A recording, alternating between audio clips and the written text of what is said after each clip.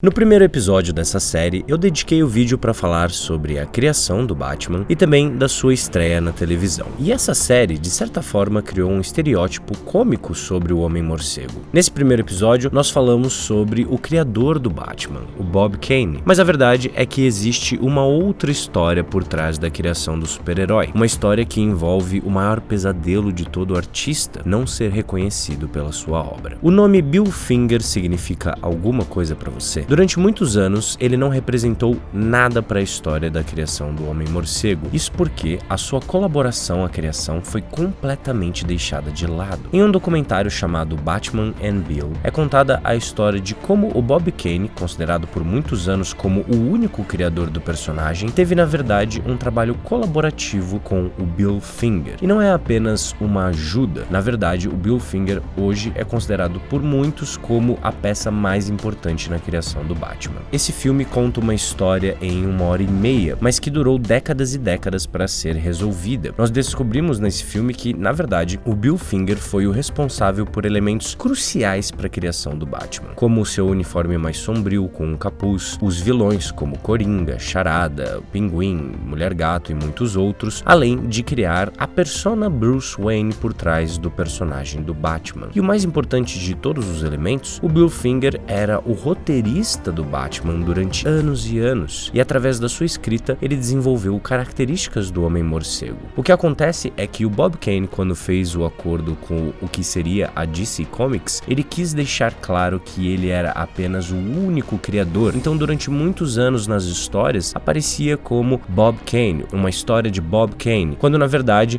o Bill Finger e muitos outros artistas passaram como artistas fantasmas. Mas essa história mudou completamente com esse documentário e com a batalha por trás dessa história toda. Foi através do trabalho realizado nesse filme, junto aos esforços da família do Bill Finger, que o artista finalmente foi reconhecido pelo seu trabalho. Foi no filme Batman vs Superman que pela primeira vez ele teve o seu reconhecimento, aparecendo como criador do Batman ao lado de Bob Kane. Os documentários que eu tinha usado para realizar o primeiro vídeo dessa série contavam apenas a história como o Bob Kane sendo o único criador. Graças aos comentários que todos vocês fizeram naquele vídeo, eu encontrei essa história e fiquei muito emocionado com ela. Então eu recomendo para todo mundo que ainda não assistiu esse documentário, e eu queria agradecer todo mundo que comentou. Afinal de contas, esse canal aqui é uma grande troca entre amantes de cinema. Então eu aprendi muito com vocês nessa história toda, porque eu não sabia quem era Bill Finger, e eu fico muito feliz de poder dizer que agora eu sei.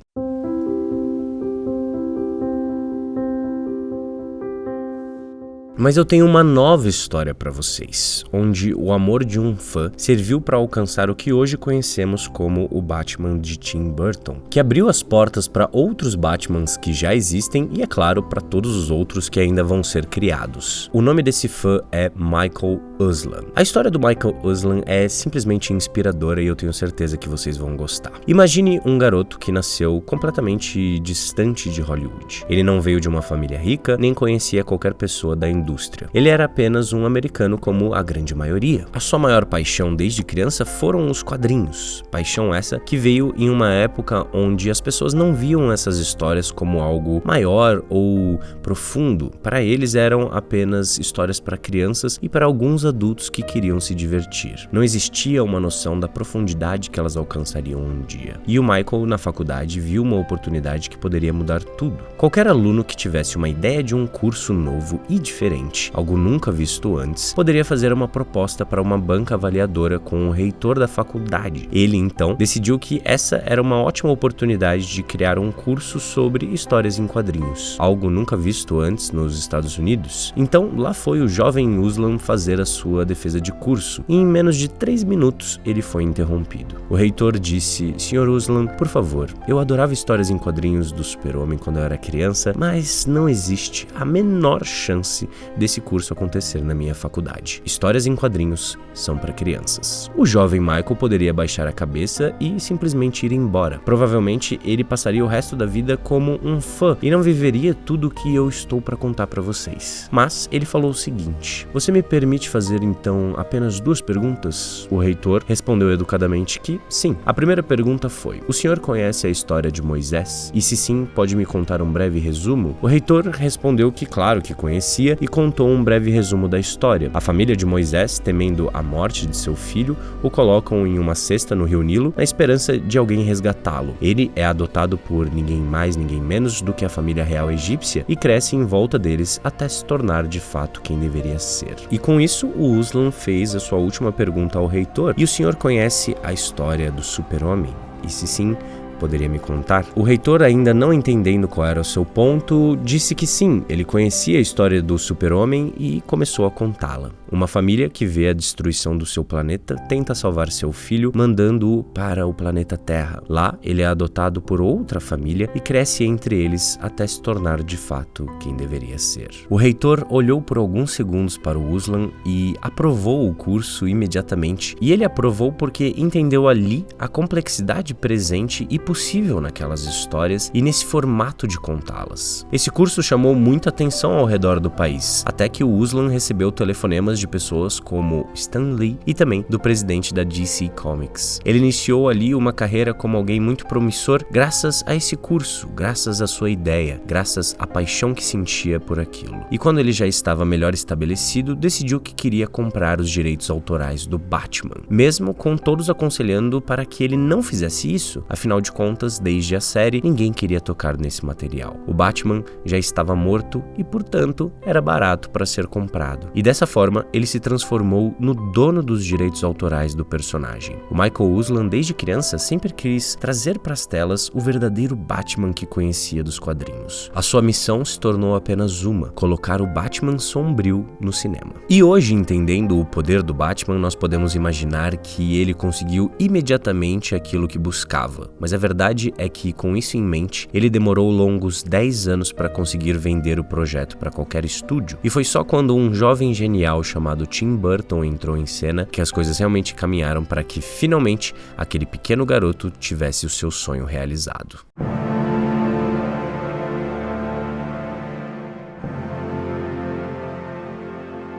Hoje consagrado como um diretor com um estilo muito autoral, na época ele nunca tinha realizado um filme com essa escala. Mas esse talento foi o que permitiu ao Michael Ruslan e a sua equipe avançar com um projeto para criar algo único. O Batman de Tim Burton é um retorno às origens sombrias do personagem, realizado para mudar a visão do público que estava acostumada com aquela impressão criada nos anos 60. E apesar de ainda existir leveza nos diálogos e nas interações entre os personagens, o universo como um todo foi criado para ser sombrio, desde a fotografia até a direção de arte, como todos os personagens de certa forma reagem àquela cidade. Nós temos desde o começo uma cena que pode remeter muito à forma com que a família do Bruce Wayne acabou. Basicamente, a brincadeira que o Tim Burton faz ali é a seguinte: ele coloca uma família, um pai e uma mãe e uma criança perdidos naquela grande cidade, uma cidade gigantesca, cosmopolitana e aparentemente muito perigosa. Essa família poderia ter um final muito mais trágico se não fosse, é claro, o Batman. E aí já existe uma conexão total entre o personagem e o seu legado. Ele está defendendo aquela cidade de tudo aquilo que passou. Mais interessante ainda é que o Batman ainda não está consagrado na cidade de Gotham City nesse filme. O personagem já existe, não é necessariamente uma história de origem, mas ao mesmo tempo nós vemos a cidade começando a entender o que é aquele homem morcego. Mais do que isso, esse filme propõe uma origem ao personagem do Coringa, interpretado pelo Jack Nicholson. Ele começa já como um mafioso que acaba sofrendo um acidente químico e, bom, ele vai ficando cada vez mais maluco, mas o interessante é que a loucura já existia muito antes do acidente. Então, o filme também propõe a mesma discussão que aconteceu no Joker, que é: o Batman criou o Coringa ou o Coringa criou o Batman? Essa conexão muito forte entre as origens dos dois personagens. Esse filme do Tim Burton é muito corajoso porque ele coloca o Coringa como o assassino dos pais de Bruce Wayne, e isso, é claro, torna o filme cada vez mais interessante. Mas além da conexão entre os dois personagens, a paixão pela mesma garota ao longo do filme, a disputa, o Tim Burton sabia que, muito mais do que cenas de ação ou a forma sombria com que o filme seria contada, a forma para que esse Batman realmente funcionasse seria deixar bem claro a importância de Bruce Wayne. Ele sabia que a história deveria ser focada nesse personagem misterioso que, desde o começo do filme, nos é apresentado como alguém que nós vamos descobrindo as suas camadas. É alguém que tem uma particularidade muito grande, um trauma gigantesco que todos já conheciam, mas também uma loucura presente que é muito especial para esse personagem.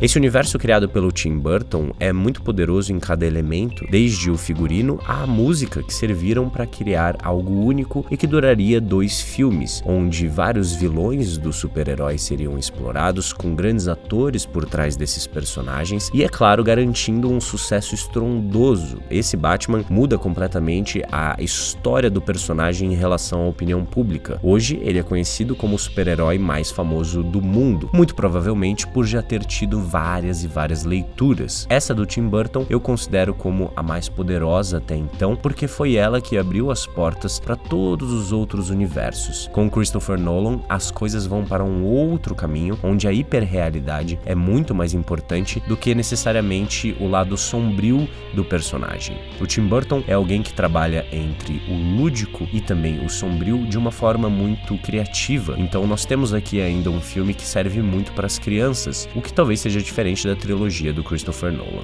E também, é claro, nós temos o Jack Nicholson, que já sabia que essa história toda seria um sucesso e que entregou um Coringa icônico, um Coringa que foi reverenciado durante anos e anos, e é claro que também abriu as portas para as grandes interpretações que viriam com Heath Ledger e também com Joaquin Phoenix. Esse filme abriu um caminho cheio de novas possibilidades e nós, hoje, como público, conseguimos ver todas elas acontecendo cada vez mais. Essa é a primeira versão que saiu das mãos do Michael Uslan e ele participou de todos os outros projetos de uma forma muito próxima, muito apaixonada. Então isso é muito interessante, descobrir que por mais que o Batman, que hoje é um grande produto, que envolve muitos e muitos milhões de dólares dos grandes estúdios, mas que ainda é comandado por um homem que tem dentro do seu coração uma paixão desde criança pelo personagem. Isso é muito bonito e muito interessante. E no próximo vídeo nós vamos falar sobre a trilogia do Christopher Nolan, que na minha opinião é a trilogia mais bem orquestrada de um personagem, que tem um segundo capítulo que vai ficar para a eternidade, não só pela história muito bem contada, mas também por uma interpretação inesquecível do Heath Ledger. Até o próximo vídeo, pessoal. Me sigam lá em @gzgustavocruz para receber mais conteúdo original, tanto no Instagram como no Twitter. Até a próxima.